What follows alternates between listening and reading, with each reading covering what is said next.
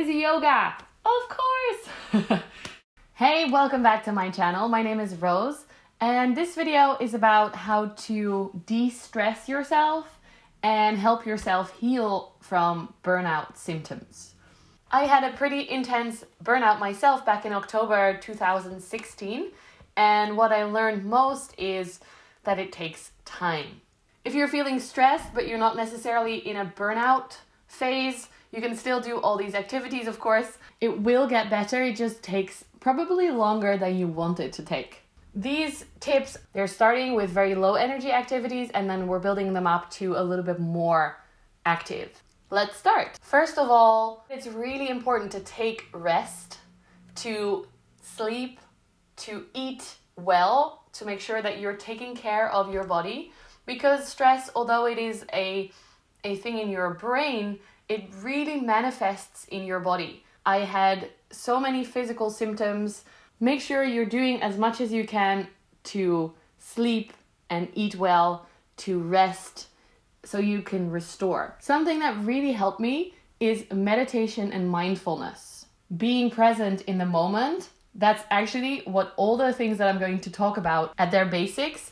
It's about being in the moment rather than having your brain stress about the future and the past. So if you can, go to a meditation class or a mindfulness class once you have a bit more energy, or maybe even just Google body scan, which is literally lying down, like a deep relaxation in yoga, shavasana, but going through your body and mentally following all the different points. There will be some on Spotify for free and on YouTube as well. If you can do that at home, that will be very helpful, especially if you do it before you go to sleep, because your body will be more relaxed and that will help you to more easily fall asleep if you have issues with that.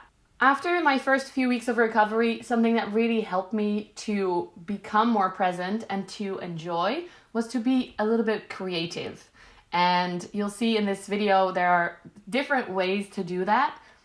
Of course, choose the way that works for you. For me, at first, it started with knitting.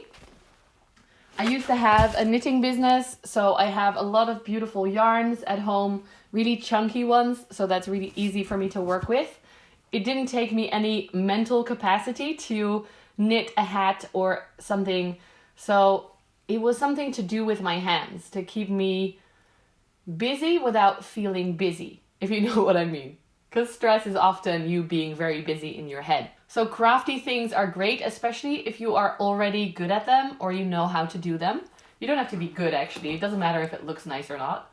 In the same way, I also continued on with this. This is our relationship photo book. So all the adventures we've been on, I put in photos and little texts of how we met, how we got together. Nothing gross. My parents are allowed to read this as well.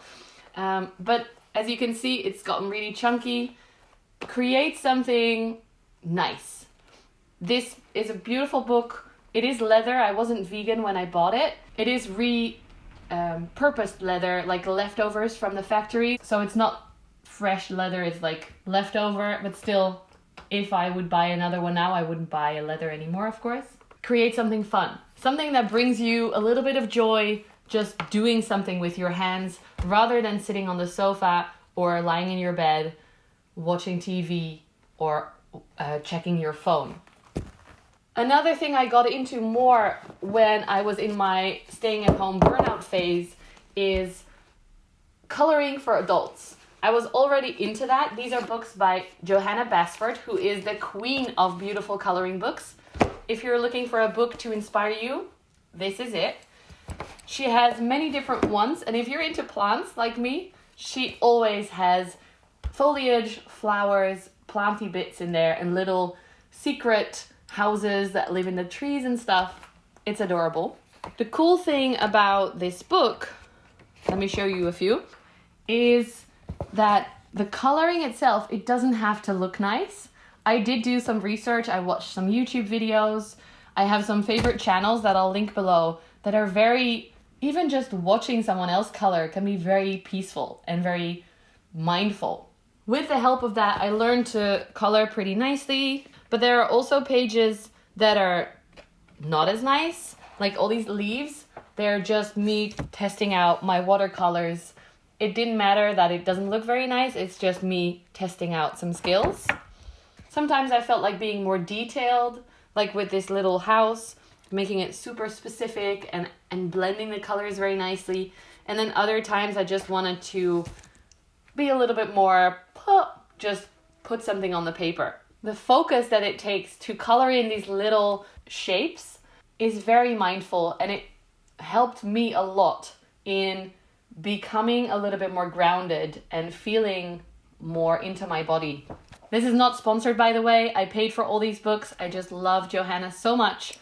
And I definitely recommend her if you're into doing something creative that doesn't take a lot of energy, because she already drew the lines. You don't have to think of something to draw, to paint. You can just follow her guidelines and color your heart out.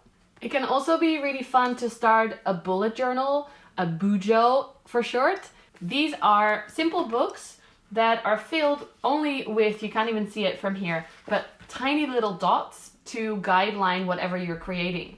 Some people create beautiful art in them. I have some favorite channels that I follow. You can make these very creative or keep them very simple. I especially like them because you can use trackers. You can track how you're feeling every day, how your stress levels are, if you're starting to feel joy and what activities bring you joy. So you can start to learn your patterns and grow from there. Some people use it as their planner. I don't, because I have my amazing purpose planner.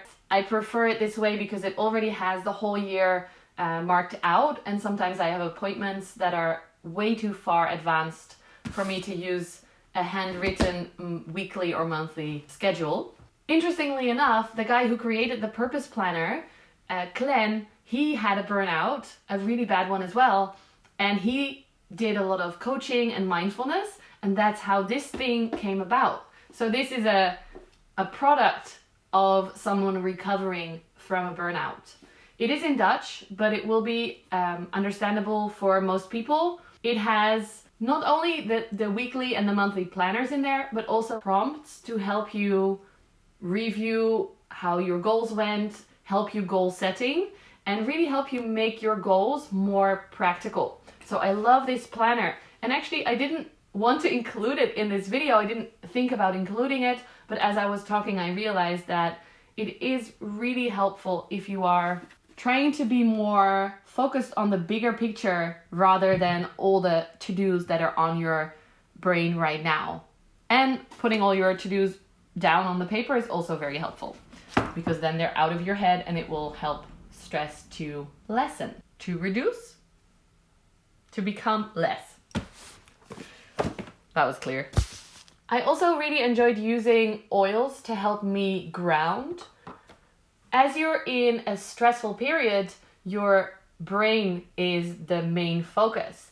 And by becoming more present of your body, like we do in yoga as well, but that's further along in this video, by becoming more present and feeling into your body, it really helps to lessen the stress, to reduce the stress.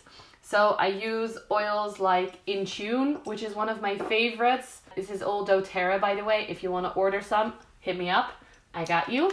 And not only are the smells amazing, but they're also very helpful. The emotional set is something that I really enjoy a lot because it's very simple. You don't have to know anything. You just open it up and it will say forgive or peace, all good things for having a burnout, or console. What I often do is I kind of read the labels and think, does it match my mood? But also I smell. And if I enjoy the smell, if it feels really good to me, then I feel like that's what I need in the moment. Your intuition does know a lot. Another thing that really helped me is plants. You may have seen all the planty videos on my channel. There are a lot at the moment because it's my hobby and it gives me a lot of joy. But when I had my burnout, taking care of a plant was something very simple that I could succeed at. That was very rewarding in that sense. I first started with a lot of orchids. Just even watching Miss Orchid Girl, Danny, on here Watching her repot orchids was very rewarding. It was just a very simple thing. If a plant wasn't doing well, you check the roots, you make sure there are no pests, and you give it water every now and again. You make sure that it gets enough light and the plant will grow. That simple steps towards success really helped me to feel good and to become a little bit more positive about life. And I still enjoy plants a lot, as you probably can tell from my channel. It's a little bit of an exploded hobby. They're just so beautiful. The velvet of the leaves, it definitely gives me a mindful morning or afternoon. The last thing, I'm sure you would have guessed, that can help you with a burnout or with stress symptoms is yoga. Of course! Choose classes that aren't super physical. Of course, if you're already into that and you have the energy for it, go ahead, do vinyasa or ashtanga or something like that, hot yoga. But for reducing stress and healing from burnout, I recommend more slow classes. Maybe a slow hatha class, or even better, a yin or a restorative class, yoga nidra. Drew yoga especially is great for these symptoms because it's very focused on energetically letting go of stress. Find a Drew yoga class near you, definitely try it out, or try some of my classes online. I teach in different online studios and also on my YouTube channel here, of course. For all of these tips, whether it's plants or creativity, craftiness, or yoga, remember that it's about being present and not about succeeding. I hope this helps you. I hope you feel relaxed and more chilled. Let me know below in the comments which tip you like the most, which one you're going to try out.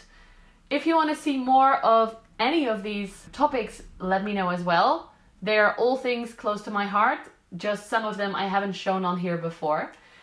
And I hope to see you in the next video. Thanks so much for watching and take care of yourself. Bye. Let me know.